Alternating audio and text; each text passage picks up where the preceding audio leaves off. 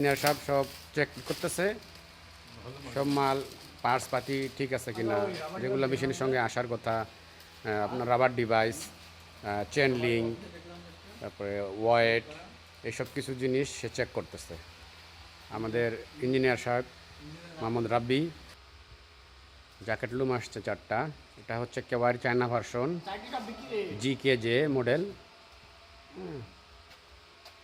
সবগুলো 448 হুক।